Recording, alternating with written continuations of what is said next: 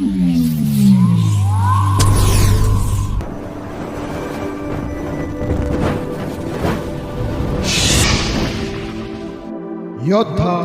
News channel.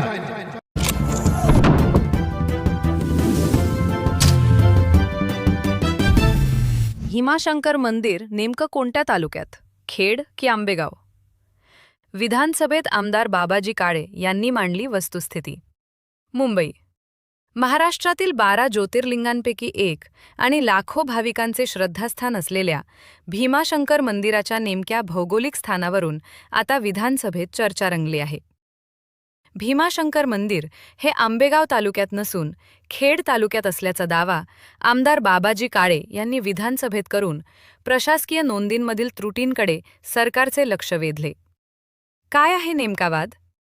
गेल्या अनेक वर्षांपासून भीमाशंकर मंदिराचा उल्लेख सरकारी दप्तरी आणि प्रसारमाध्यमांमध्ये आंबेगाव तालुक्यात असल्याचा केला जातो। मात्र आमदार बाबाजी काळे यांनी पुराव्यांसह विधानसभेत वस्तुस्थिती मांडली। त्यांच्या मते भौगोलिक सीमा भीमाशंकर हे गाव खेड तालुक्यातील शेवटची ग्रामपंचायत आहे। हद्द मंदिराचे मुख्य स्थान हे याच ग्रामपंचायतीच्या हद्दीत येते।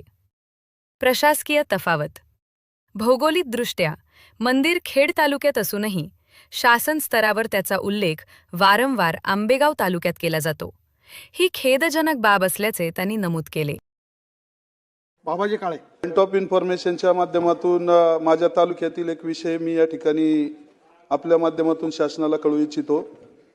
12 ज्योतिर्लिंगापैकी भीमाशंकर ज्योतिर्लिंग हे खेड तालुक्यामध्ये आहे आणि खेड तालुक्याच्या बोरगिरी भीमाशंकर ग्रामपंचायत अंतर्गत संपूर्ण मंदिर आणि तो परिसर येत आहे। भीमाशंकर विकास आराखड्याच्या माध्यमातून शिखर परिषदेच्या माध्यमातून 288 कोटी रुपयाचा विकास आराखडा तयार झाला, परंतु त्या ठिकाणी काही गोष्टींमध्ये महसूल विभागाच्या माध्यमातून आमच्या खेड तालुक्यात मंदिर येत आहे, परंतु काही शासकीय अंदाजपत्रक तयार होताना किंवा इतर पत्रकारांनी बातम्या करताना आंबेगाव तालुक्यातील भीमाशंकर असा उल्लेख केला जातो आणि बहुतांशी यापूर्वी सुद्धा असंच घडलेलं आहे।